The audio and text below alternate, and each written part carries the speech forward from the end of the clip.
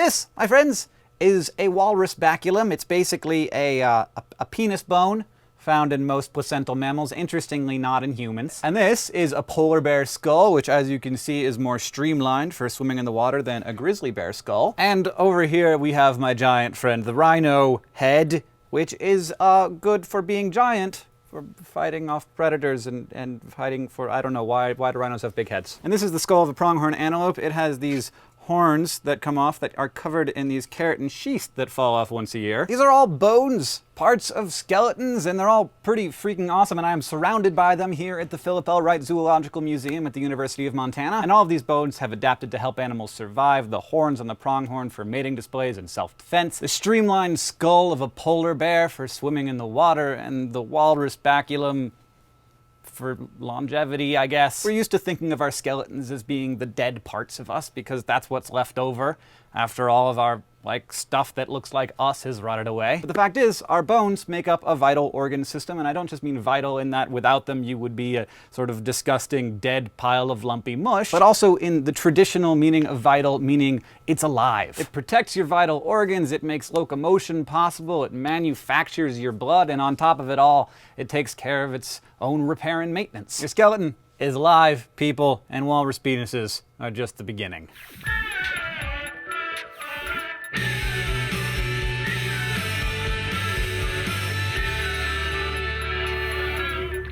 So you know what bones are, but maybe you didn't know that you don't have to be a vertebrate or even a chordate to have a skeleton. Jellies and worms, for instance, have hydrostatic skeletons made up of fluid-filled body cavities. By squeezing muscles around the cavities, they change their shapes, and that can be used to produce movement. Insects have exoskeletons, of course, made of the nitrogenous carbohydrate chitin, and most mollusks have exoskeletons too, in the form of calcium carbonate shells. But when it comes to skeletons, the winningest formula has been the endoskeleton.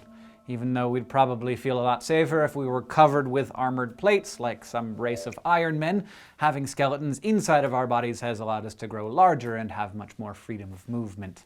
It's good stuff. One of the many reasons you don't see ants the size of horses walking around is, well, one, it wouldn't be able to breathe, but also a body with such a huge volume would require an exoskeleton that was exponentially thicker and therefore heavier and clumsier to support it. So endoskeletons allow animals to grow larger by supporting more mass, plus you don't have to worry about the embarrassment that comes with unsightly molting. As adults, humans have 206 bones, all kinds of shapes and sizes, including 3 tiny ones in each ear, 1 weird-shaped one like a horseshoe in your throat, 27 in your hands, and 26 in each foot. You also have at least 32 teeth unless you play too much hockey, and even though they're included in the skeletal system, they don't count as bones because they're made up of different material, namely dentin and enamel, the hardest material in your body. And you probably think of the skull as one big bone, but it actually consists of many separate bones, including 8 plates that cover your brain and 14 others in your face. Face bones. So simple, right? Well, you might want to sit down, you probably already are, but I'm going to, because it's time for Biolography.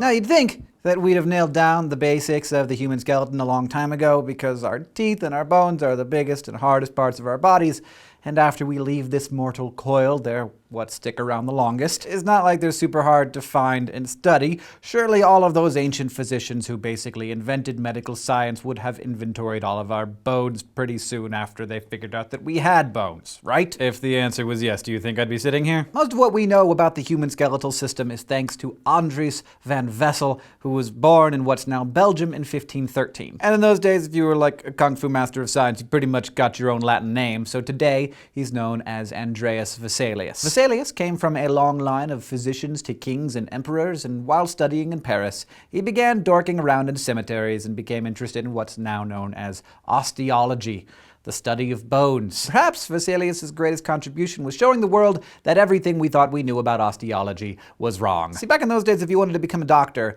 you didn't study bodies or see patients, you read stuff written by ancient Romans whose work was considered indisputable. Because, you know, those guys had long beards and they wore robes. But in his research, Vesalius discovered that Roman texts about the skeleton, especially the teachings of the philosopher Dr. Galen, were way, way off. See, Roman law prohibited the dissection of human bodies, so none of those guys ever actually studied human innards. Instead, they dissected apes and pigs and donkeys and used that to make assumptions about the human body. And so for 15 centuries, young doctors were taught those assumptions. But Vesalius revolutionized osteology and all of medicine by introducing a new practice, every pre-med student's favorite, human dissection. He instructed students by dismembering corpses in front of them and cataloging their parts, giving students the first opportunity ever to directly observe the inside of a human body. These new methods drew a lot of attention, particularly from a local judge who began donating bodies of the criminals that he executed to Vesalius. Suddenly, the dude was up to his codpiece in pig thieves and murderers, and by the time he was 28, he'd done enough research that he published De Humani Corporis Fabrica on the fabric of the human body, a 7-volume text on human anatomy, including the first comprehensive description ever made of the human skeleton. Its beautifully detailed illustrations are thought to have been created in the studio of the Renaissance artist Titian, featuring pictures of flayed corpses positioned in symbolic poses, and many of the volumes, some of which still exist today, are bound in human skin. So the takeaway here is that even though bones are big and hard, the science behind them is far from obvious. Even though we tend to think of our bones as rigid and fixed, your skeleton is as dynamic as any other of your organ systems. It's built from scratch with ingredients in your blood. It's grown according to glands in your head, and probably coolest of all, it's constantly breaking itself down and rebuilding itself over and over again for as long as you live. Most new bone tissue starts out as cartilage, which you may know from your nose and your ears. It's made of specialized cells called chondrites, and in newly forming bones, these cells start dividing like crazy and secrete collagen and other proteins to form a cartilage model, or framework for the bones to form on. Soon, blood vessels work their way into the cartilage and bring plump little cells called osteoblasts. Oste, which you'll be hearing a lot of today, just means bone, and blast means germ or bud.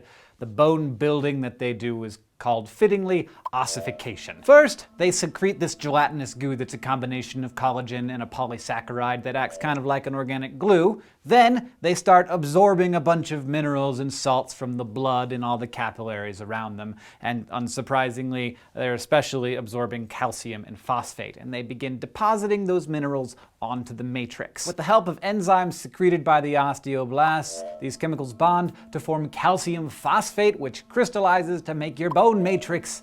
In the end, about 2/3 of your bone matrix is proteins like collagen, and the other third is calcium phosphate. Kind of surprising, right? Most of your bone isn't even mineral, and even the part that is living tissue, because it's all honeycombed with blood vessels that allow osteoblasts and other cells to do their jobs. Unlike an insect's exoskeleton, even the hardest parts of your bones are alive. Now, even though bone can take all kinds of forms, from big flat plates protecting the brain to the tiny stirrup in your ear, inside they all tend to have the same basic structure. If you cut one in half, you'd see that the matrix actually forms in 2 layers. The outer layer, called the compact or cortical bone, is hard and dense and makes up about 80% of the bone's mass.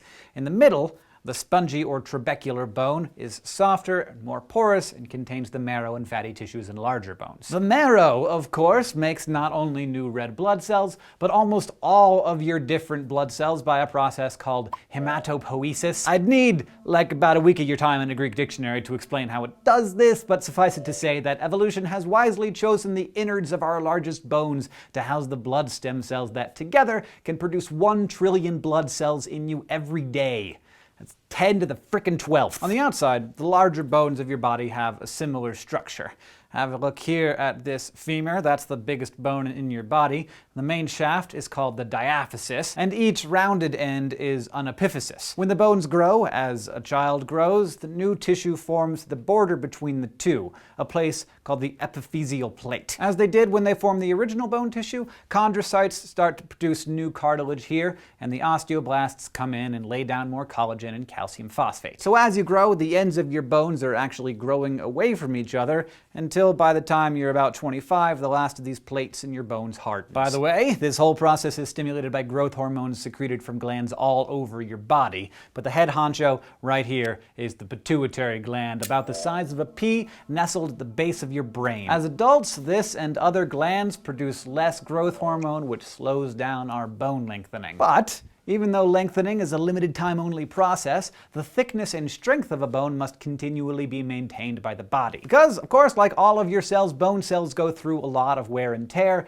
and need to be able to adjust to changing conditions. So over the course of each year of your adult life, about 10% of your skeleton is completely broken down and then rebuilt from scratch in a process called bone remodeling. Here, the main players are the osteoblasts, again, and another kind of cell that's kind of their complete opposite, the osteoclasts, or bone breakers. You'd think maybe that the cells that form bone tissue and the ones that destroy it would be in some kind of constant battle in your body, but during remodeling, they work closely together and actually communicate nicely. It's like they're basically frenemies. Remodeling begins when osteoclasts are sent by way of hormone signals through the capillaries to the sites of microscopic fractures in the bone matrix. Once they're in place, they secrete an acidic cocktail of hydrogen ions to dissolve the calcium phosphate into calcium ions, phosphate, and water, and other material that they carry back to nearby capillaries. Then they secrete enzymes that specialize in digesting collagen. This whole process is called resorption, and when the old bone tissue has been cleaned up, the osteoclasts send out a hormone shout out to the osteoblasts,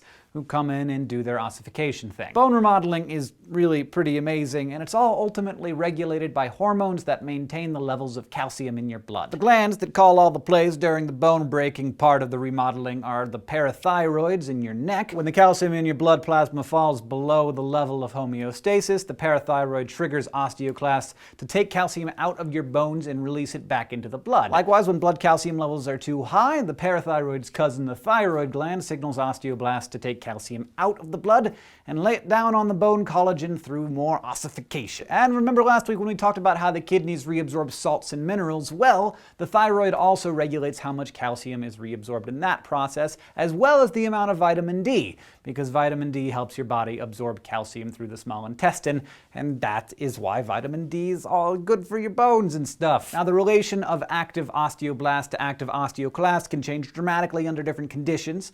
The more you stress your bones, the more osteoclasts work to break down the bone matrix so that it can be reformed. Bone stress can include stuff like fractures, of course, but it can also be less traumatic and more sustained. Exercise causes stress on the skeleton that helps stimulate bone remodeling, so when you're working out, you're not only building muscle, you're also building bone. So, as you can tell, it's kind of hard to talk about bones without also talking about muscles, and that's what we're going to do on the next episode of Crash Course Biology. Thank you so much to the Philip L. Wright Zoological Museum at the University of Montana. Sorry, I just hit you. Check out their Tumblr at umzoology.tumblr.com. It's awesome. If you want to review anything, table of contents, just click on it, or just rewatch the whole episode, because you know you liked it. And if you have any questions for us, of course, we will be in the comments below, as will all of the super helpful people who are always answering questions who are not us. Thank you to those people, by the way. And we will see you next time on Crash Course Biology.